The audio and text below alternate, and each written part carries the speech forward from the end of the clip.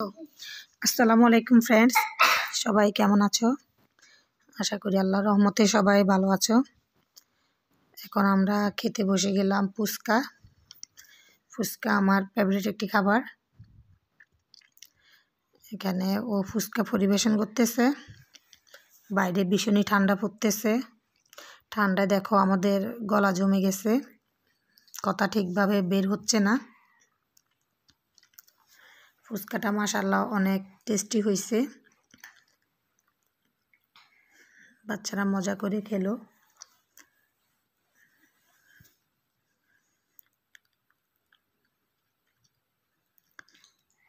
পুষি, কি করতেছো? ফুসিও মনে হচ্ছে ফুচকা খাওয়ার জন্য প্রস্তুতি নিচ্ছে। দেখেন বন্ধুরা, আমার বাবা আমার জন্য কক মুরগি নিয়ে এসেছে। আমার আম্মু এখন কাটবে। রেখে দাও, রাখো এখানে, রেখে দাও।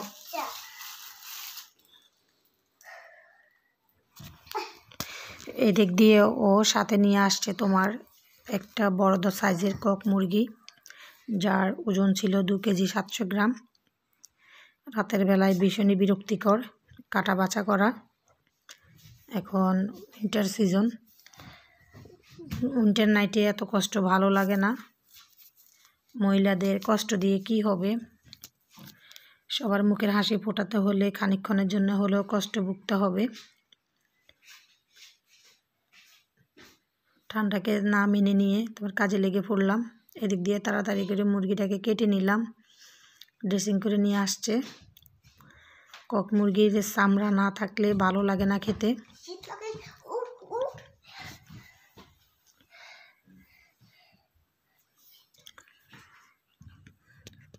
আমার ছোট ছেলেটা কক মুরগির জন্য ভীষণই পাগল। ও সব সময় ওয়েট করে থাকে কখন এর ভিতরে ডিম দেখতে পাবে। প্রায় সময় হয় কি, এর ভিতরে বড় বড় ডিম পাওয়া যায়। মনে হয় যেন সবে মাত্র পেরে ফেলছে মুরগি, এমনও ডিম পায়। সেই জন্য ছেলেটা ওর বাবাকে অর্ডার করছে একটা ডিম নিয়ে আসো। এখন আমার ছেলেটা ওয়েট করতেছে।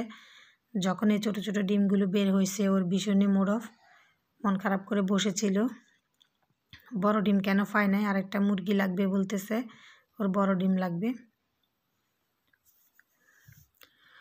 এখানে দেখতে পাচ্ছ ভীষণই চর্বি হয়েছে এটাতে।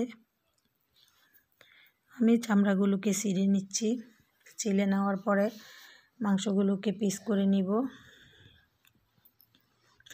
মাংসগুলোকে আমি সবসময় চেষ্টা করি যেগুলো তোমার শুধু মাংস, হাড় ছাড়া, ওগুলোকে একটু এঁকে নিতে।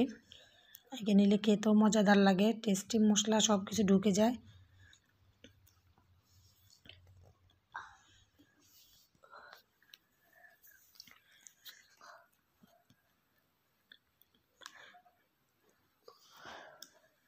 মুরগিটাকে আমি ভালো করে ছিলে নিয়ে কুটে নিচ্ছি।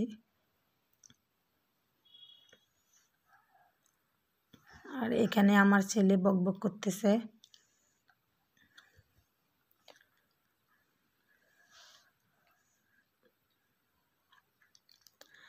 আমার ছেলেটা বারবার বলতেছে এটার মধ্যে কেন ডিম হয় নাই, ছোট বাবু ডিম কেন হয়েছে। তো এখানে কুটা বাছা করে আমার রান্না করতে চলে আসলাম। তোমার পেঁয়াজ বাটা দিয়ে দিলাম, সাথে দিয়ে দিলাম বাটা মশলা, আদা বাটা, রসুন বাটা, হলুদের গুঁড়া, মরিচের গুঁড়া, সব কিছু অ্যাড করে নিয়েছি। আমি এখানে সামান্য পরিমাণ তেল ইউজ করব। স্বাদ মতো লবণ দিয়ে দিলাম এই পর্যায়ে। বেশি তেল ইউজ করব না, কেননা কক মুরগির আমি চামড়া রেখেছি, এটার থেকে ভীষণ তেল উঠবে। টমেটো পেস্টটাও ইউজ করলাম এখানে। সাথে সাথে তোমার তাজা মুরগিটাও রান্না করে ফেললাম। তাজা তাজা খেতে ভীষণই ভালো লাগে।